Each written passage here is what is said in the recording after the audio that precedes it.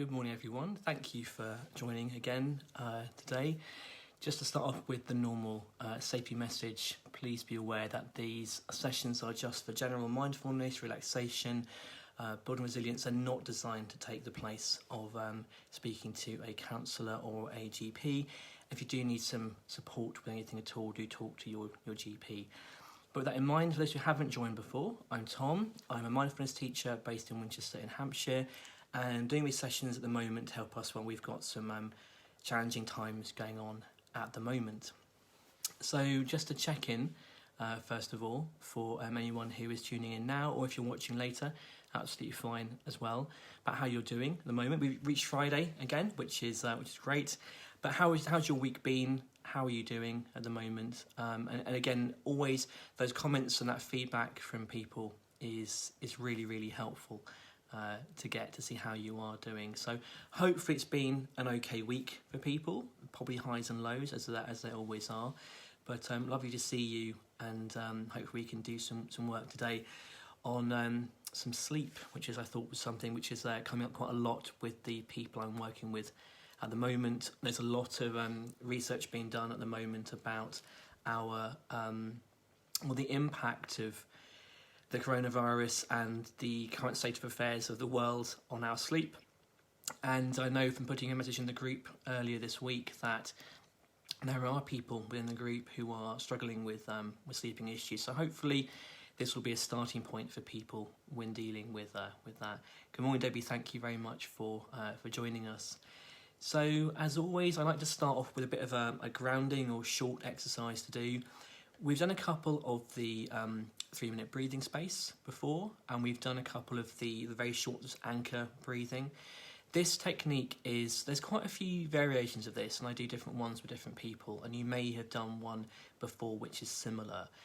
It's a grounding technique using our senses. So when we've got our minds that are spinning away into future what ifs, but what about that, but maybe this is going to happen, or into I wish it were like it was before, and I wish it were like it was a week ago or this time last year, etc. Bringing ourselves back to the here and now is really important. So it's the 5, 4, 3, 2, 1 technique. So we'll start together. So you don't need to have eyes shut for this one. In fact, you can't do for the first bit, it wouldn't work. But please feel free to move away from the sight part of it into hearing, etc. The first bit is, morning Susan, thank you for joining. The first bit of it is just to notice 5 things that are around you in the immediate area. Not to say it out loud, but just to notice 5 specific things that are around you.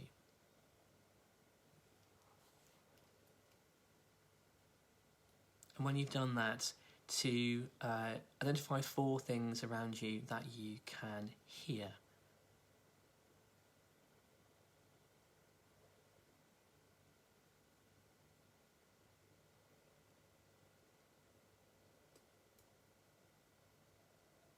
And that hearing one can be a bit more challenging, and that's a good thing. It might be that there's too many noises, it's hard to distinguish between what the different ones are. It may be that you're in somewhere that's very quiet, so finding different noises is hard to do. But in either sense, it's a really good thing to have, because it means that your focus is going from that sort of mental spinning into focusing on right here and now, what is it you can hear. The third one is 3 things you can feel, and what I mean by that, it's not going around touching things, but literally what can you feel right now. It might be about what chair you're on or the bed you're lying on. It could be about the feeling of the floor under your feet, if it's a hard surface or if it's carpeted. It could be clothes on your skin. It could be temperature you are right now. It could be inner emotions. So 3 things that you can feel.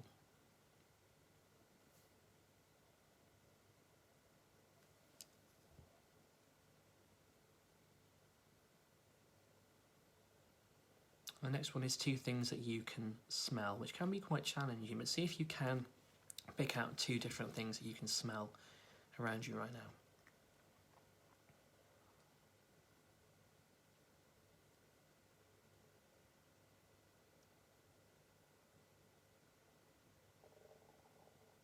And the last one is, if you can do 1 thing you can taste right now, and if you can't do that, then 1 thing that you are grateful for right now.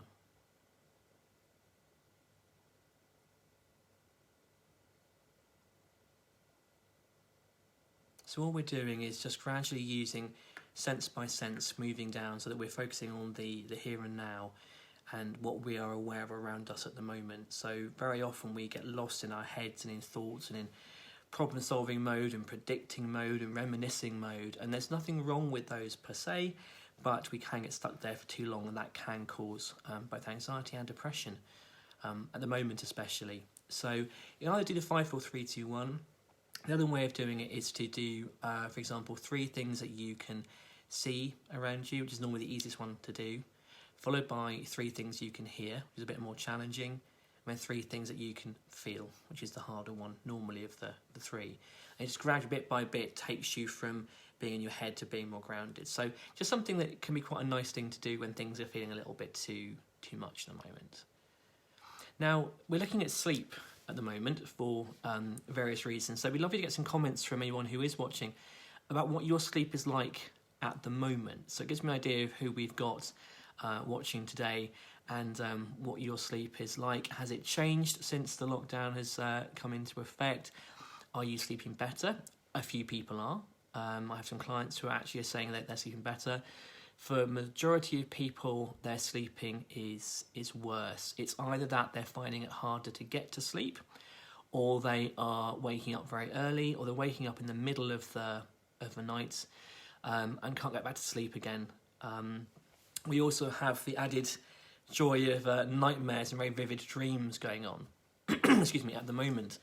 And it's the thing with sleep is it's such an important part of our mental health and our well-being. It's the reason why mental health awareness focus on mental health days and weeks this year is about sleep. The impact on our health, both physically and mentally, is enormous. So Susan, thank you. So unsettled, difficult dropping off and waking up in the night, absolutely. Debbie as well. It's very common. And the thing is, it's to be expected. Our sleeping patterns are affected by a lot of different things.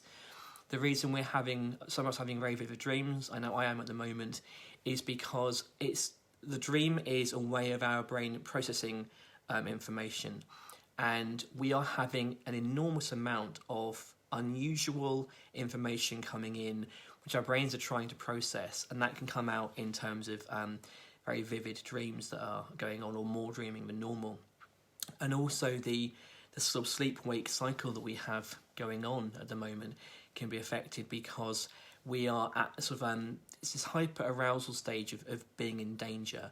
There's a sense that everything is changing around us. Human beings don't deal well with change. Even positive change can be difficult, but let alone this sort of change. And this sense of danger means that we're in that sort of fight or flight mode a lot of the time, which for some people results in it being feeling exhausted because their brains are very much switched on and very active, but not able to sleep because that would be the brain going, oh, I'm not sure that's a safe thing to do at the moment. There are a lot of things, thankfully, that we can do with our sleep, and sleep's a massive topic, and I would encourage anyone who finds sleep an interesting thing or something which is really relevant to them right now it's a few years old now, but to check out the Matthew Walker book. I think it's called Why We Sleep, but he's done some follow-up podcasts and things on it since then. For anyone who watches any of the TED Talks, there is a TED interview with Matthew Walker more recently about why sleep is important during COVID-19 going on, and the idea that the impact it's having on us. It's an interesting thing to have a look at, but if you want some sort of basic things to do, one of the exercises I do the most with any of my insomniac clients is called progressive muscle relaxation. It's quite an old technique. There are similar ones in yoga as there are in mindfulness, and it's something which is a little bit too long to put onto a Facebook Live call like this. But what I will do is post either me doing a version myself, if I get a chance to, into the group, or I will put a link to some YouTube videos that I know for it. But progressive muscle relaxation is a really nice one to do because we've talked before about how when we have any form of sort of mental response going on, there's almost always a physical response to it as well. So when we are feeling anxious or nervous at all, our body will be more tense, and that will stop us from sleeping. And the two ways that we can deal with that is either to calm our brains down, calm our minds down, or to calm our bodies down. And when we calm the bodies down, it calms our minds down as well, because they're so connected. So the muscle relaxation technique goes through each part of the body in turn, just tensing and then releasing muscles part by part by part. To by the end of it, you will be much more relaxed than you would normally. And the reason for that working is because we don't get taught as children or adults how to relax. We'll say to people, just calm down, just relax. I'm like, well, how do I do that? No one really tells us.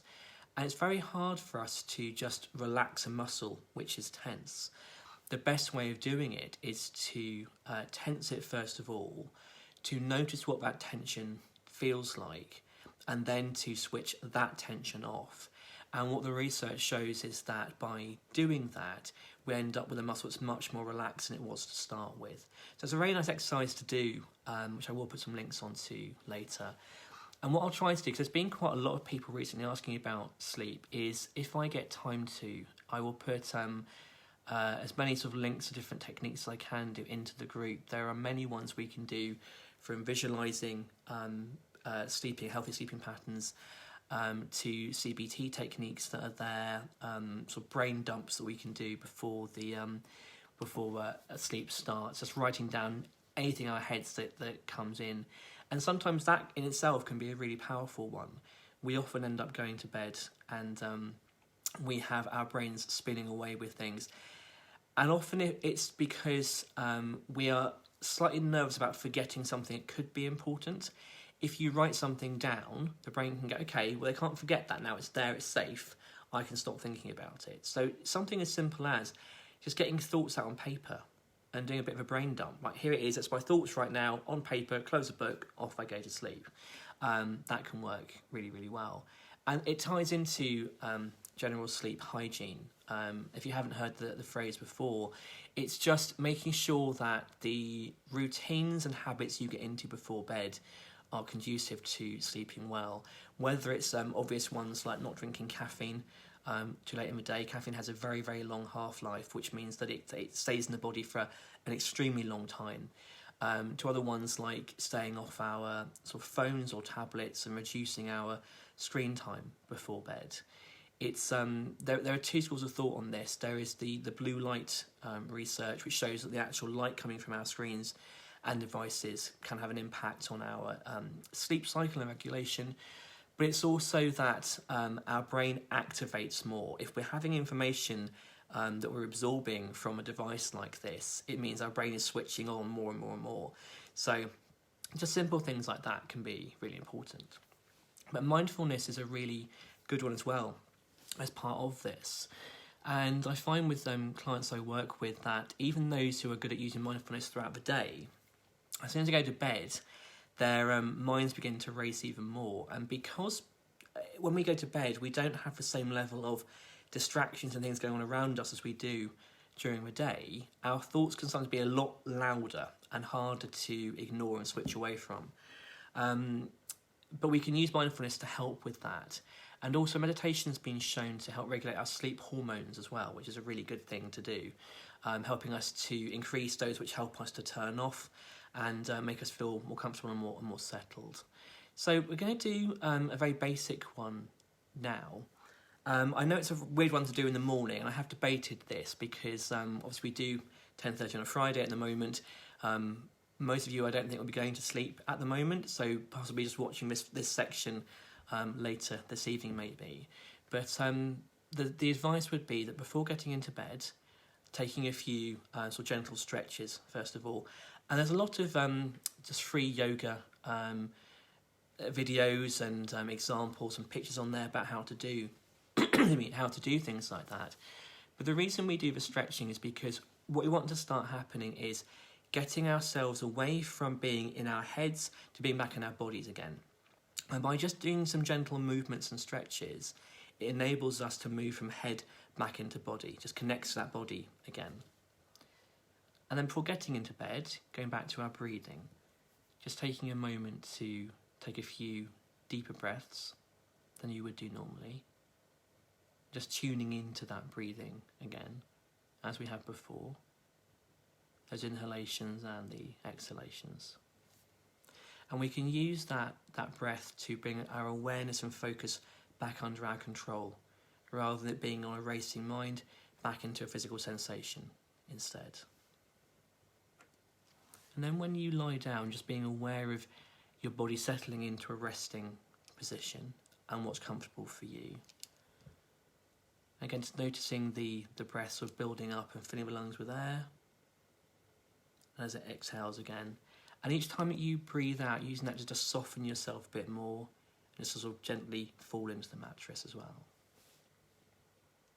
When it comes to our thoughts, and this is something we can do any time of day, it's beginning to just tune into the thought process. Just being aware of possibly, is there a problem you're trying to solve, and if so, what that is? Is there a concern or worry that you have at the moment? And just being aware of that. And noticing if it's something specific that you're trying to fix. Our brain often kicks into problem-solving mode. Just being aware of what that problem is you're trying to sort. And then trying to notice what the issue itself is, and separate that from the thoughts that are connected to it.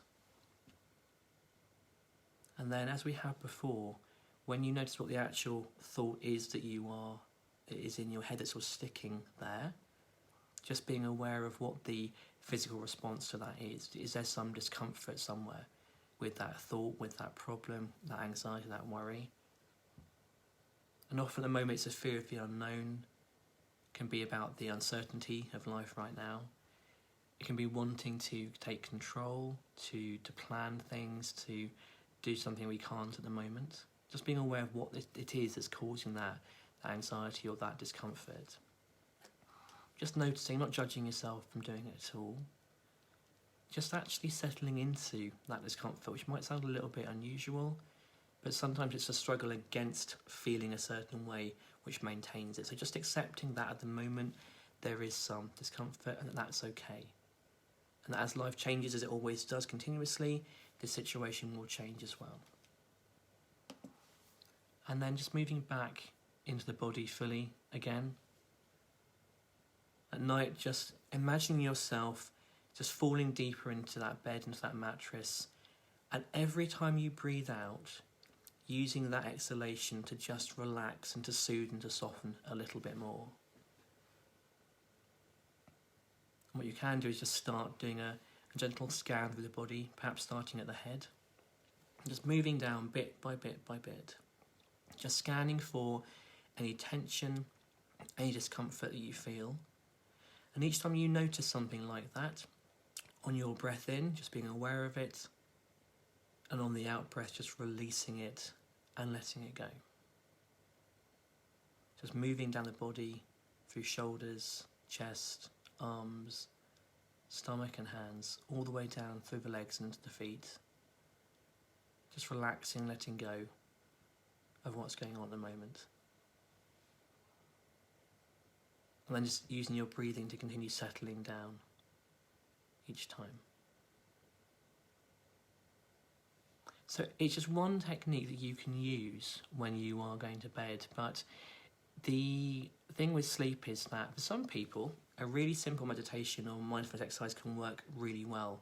And I've seen people who have been struggling with sleep issues for years, if not decades, really getting a benefit from very simple mindfulness techniques. So just tuning into breathing. The body scan we did, I think it was week 2, that we can do, just really being aware of the body. I've had to warn some of my clients not to do body scan at night because what they'll do is they'll fall asleep halfway through it, which for an insomniac is absolutely fantastic. But for somebody who's trying to work on their attention building, that's not ideal at that point. But for those who are getting sleeping struggles, actually body scan can be a really good. So go back to, I think it is the second video of these sessions that we've done, and just use that one as a sleeping one. Or the one from today, just doing those gentle stretches, tuning into breathing again, bringing awareness to the thought process that's going on, and the struggle that we have and trying to move away from those, accepting that we can have discomfort and that's okay and it's a normal thing to have, and then moving back into the body and allowing ourselves on each out breath to just relax. And the out breath is a really important part of it. We actually initiate different parts of our nervous system on the in-breath and the out-breath. The out-breath is connected to our rest and recovery side of our nervous system. And if you can do that, if you can breathe into discomfort and then breathe it out and just relax and soothe and soften, that makes a massive difference to things as well. So hopefully that's helped. But I'm aware that there's a lot of different reasons for people for not sleeping, and it's something which we tend to lump together in a big group. There's something like 80 or more sleeping disorders, and we tend to go, oh, we've got a sleeping issue. And the thing is, the reasons behind them are really, really, really varied. So what I'm going to try and do, and so I'm doing this between other work that I'm doing, is to put some techniques and some different tools into the group so you can try different things out and find out what actually works for you. For the last few minutes, any questions people have got or any feedback? Thank you, Debbie, that's really kind of you there. If there's any feedback or questions you have at the moment, please do pop them in the comments now. Or if you're watching this later, put them into the comments anyway, and I'll see if I can get back to you later on. But if there's not, I really hope you all have a lovely day today, and that you're able to switch off and relax this evening as well. You'll find that a lot of the ones, not just body scan, that we've done are very useful to do in the evening. So perhaps even just experimenting with different ones that we've done so far can be really useful as well. But otherwise, have a good day, and I'll be in touch very soon. Take care, everyone. Bye for now.